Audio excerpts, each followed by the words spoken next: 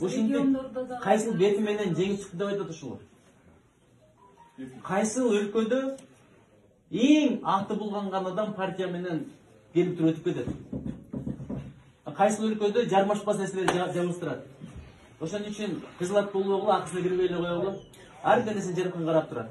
Көпчүлүк ойлойт, күнөө кыла берем, жазасын көрбөйм деп. Бирок ушундай бир көтөрүп туруп, ушундай таштаганда өтө кеч болуп калат.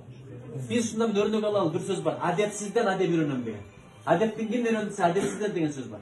Ошон үчүн мына окшогон шайлоо, силер дагы келечекте министр болосуңар, президент болосуңар, премьер болосуңар, колуңардан иш келет. Ошондо ушундай шоолорду кылбагыла. Адам таза жеңилип кеткен жакшы, арам жол менен жеңүүчү болгондон көрө. Ошондойлорду көрдүк. Тарых бизге үйрөтүп атат, дагы деле акылыбызга келбей атабыз. Бир ийинден жыланга 2 жол чактырып атабыз. 2 эмес 3 жол, 4 жол чактырып атабыз. Бирок биз жараткандан тилеп элибизди куткарып калышыбыз керек. Анткени бул балекет баймен ушун айтканмын.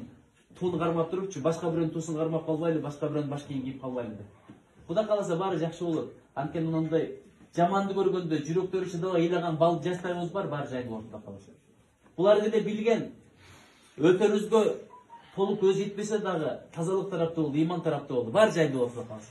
Ошон үчүн кыздар мынандай ыйлагагыла. Мунудан дагы силердин көз жашыңар мага өтө катты тиип атат, жүрөгүмө тиип атат. Ошон үчүн баары жайында болот, Кудай кааласа чечим кабыл алабыз. Кандай формада? Бирок биз бул менен макул эмес экендигибизди кескин көрсөтүшүбүз керек.